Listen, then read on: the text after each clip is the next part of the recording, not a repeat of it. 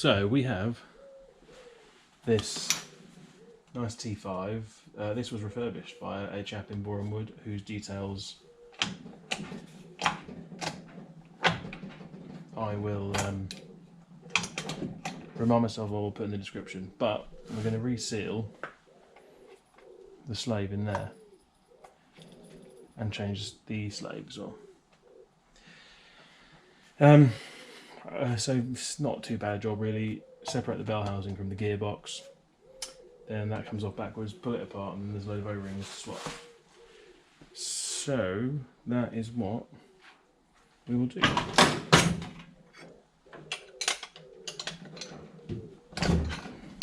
So separating the bell housing is 4 bolts around the edges. Nothing too interesting there.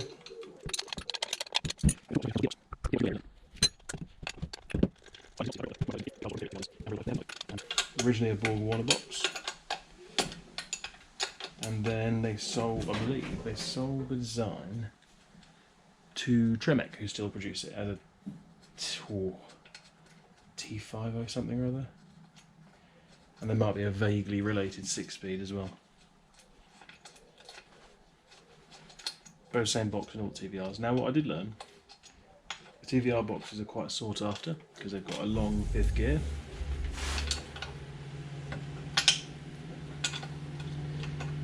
More MGB?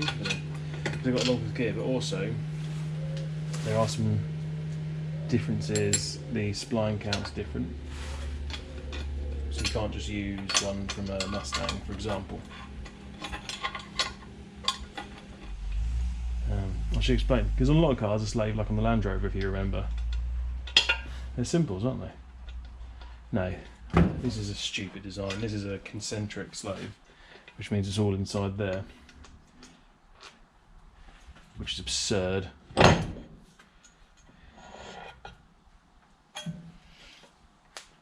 And a stupid idea on so many ways. There we go.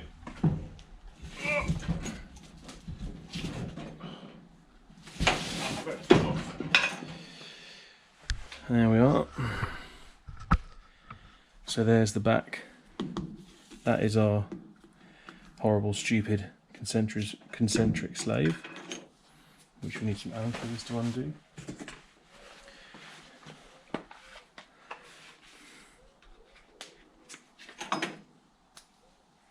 I wonder how often these round off.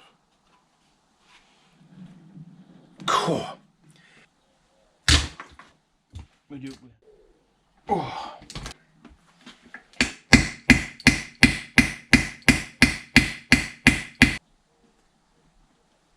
Oh.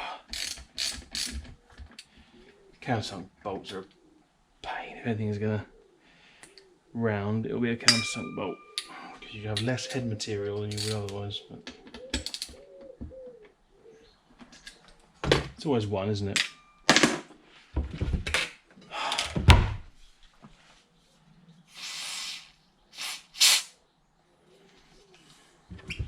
Smells nice, that stuff.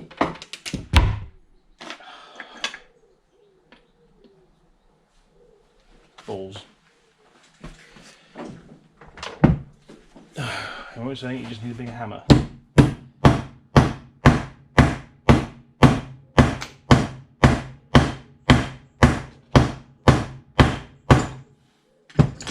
bit of shock, I should have really used the impact. Oh, there's nothing left.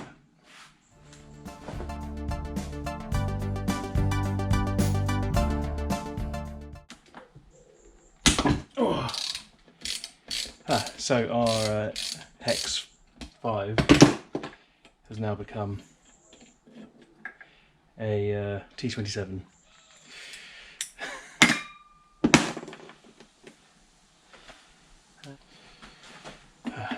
This is a line.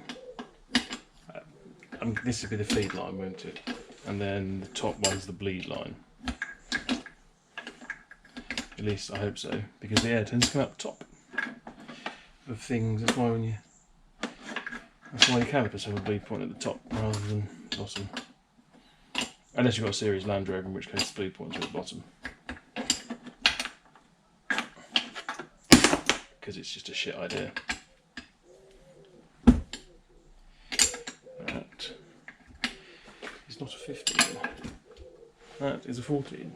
I don't know if you actually have to undo these.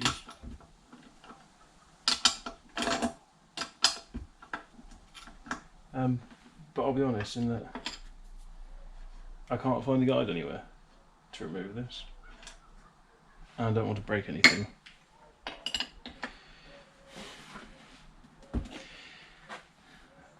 I think we don't need to take these off, but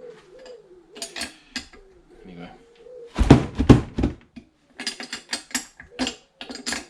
Got my ninja moves there. Oh, just in case we don't break anything. No, I'm going to say you don't need to.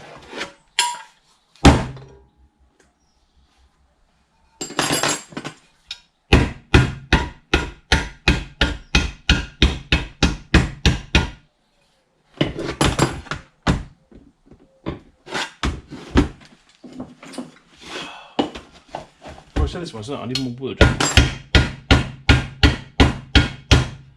Do you need to release?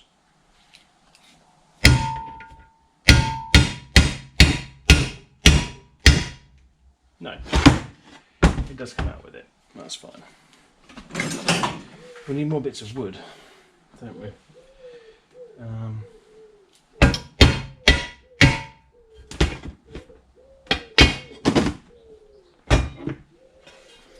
There we go. One bell housing. It actually looks like there's an O-ring there as well. And then one slave. Also need to pull that release bearing off because we have a new release. That's your really. Oh, that might have been a bit noisy. Okay, so that's our slave, and then. How does this actually work then? So fluid comes in there, then that must go round into that drilling, and that drilling must go...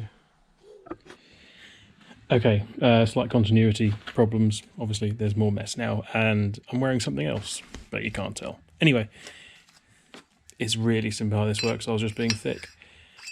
That's attached to your gearbox. That is the slidey part, and all those drillings do in the bell housing is force oil in between these two, and out it comes. There must be a garage around that finds the most knackered diesel engine vans they can find and sell them to Amazon. Here they either have brand new Transits or very old Sprinters. Anyway, there's a few seals we're going to change. This kit comes from MotorClan. It comes with new bolts, so we don't have to reuse my now new TX25. And then we're just going to fit a new release bearing. Hear that? Versus noise. It's all pretty normal stuff, really. We're just going to put a little bit of grease on there. Take the new one, seat that into place. We're just going to seat it into place straight. Take a socket that doesn't sit on the bearing. You don't want to tap the bearing itself.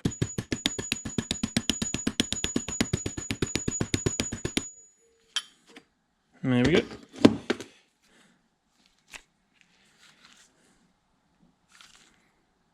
I think we want to go a little bit further, and for that we want to tap on the solid body. Obviously the problem is the socket hits that.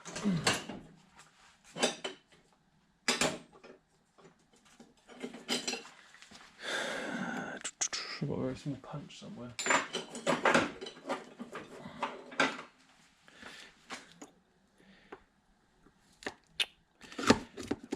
Not that one, no, that one right in front of me. Then all I want to do is just give that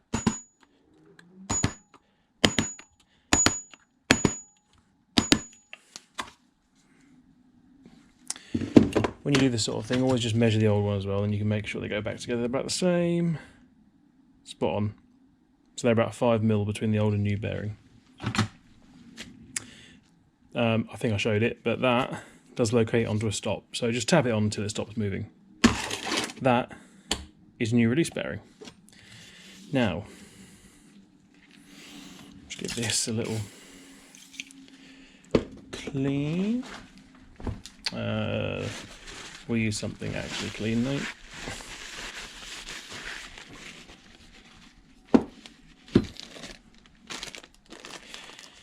First is the internal seal.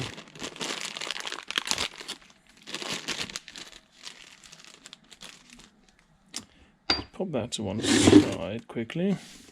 What we'll do actually, we will just put some paper down before we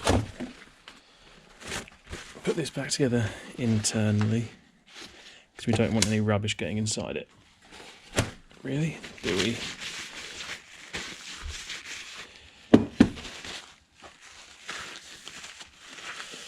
I've already given these a fairly good clean, and the back of the bell housing a pretty good clean as well.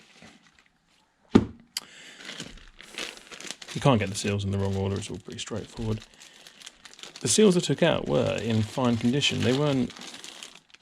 Weirdly, they were loose, if anything.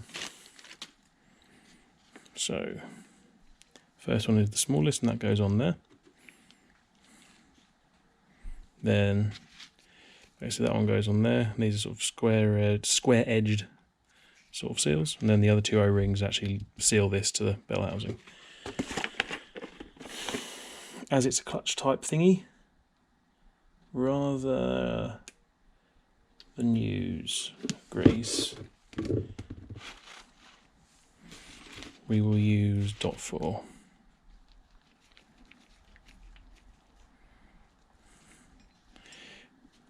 And then just work it round.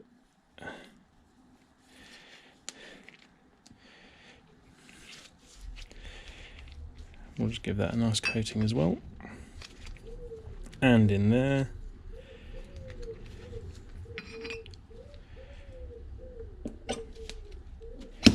There we go. And as a now, oh yeah, sexual.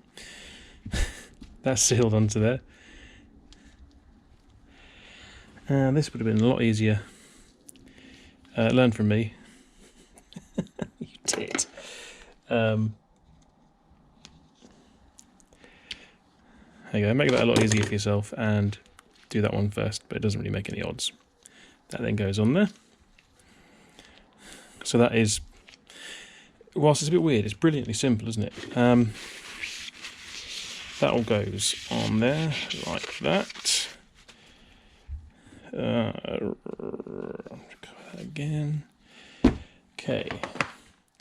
This one I have greased, partly because I want it to come out again and it'll help seal moisture from getting in there, hopefully, because this one has survived really well. I mean, it looks pretty much new, doesn't it?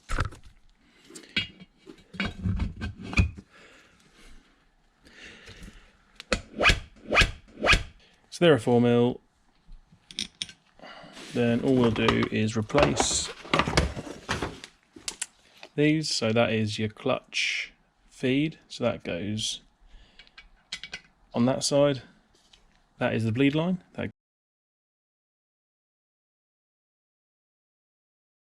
goes in the top.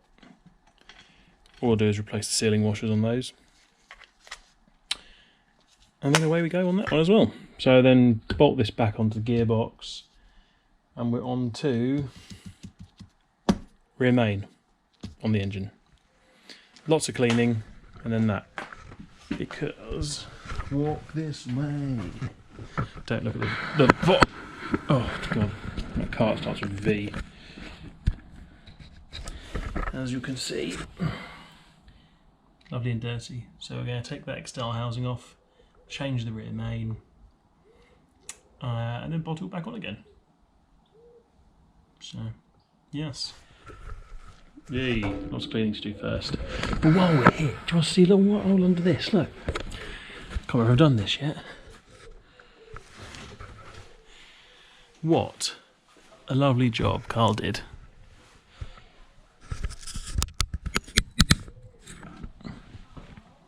Nice, isn't it? So we'll see you in a bit. Nice and clean, isn't it?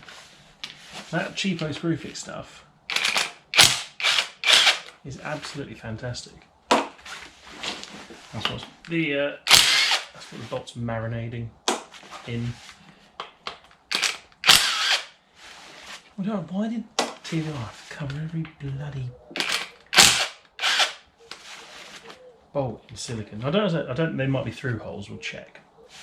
I see the point in covering a bolt in silicon if it's a through hole. Otherwise, there's what? A very light thread locker? I don't know.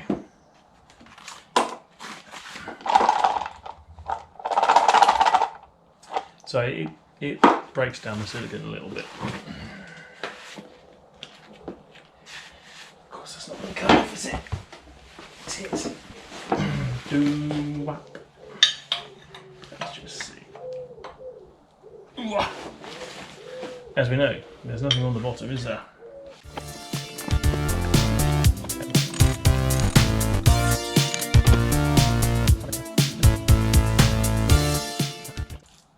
Ah, there we go. There we go. And that's it. So this plate, if you haven't seen something like this before, is really just no,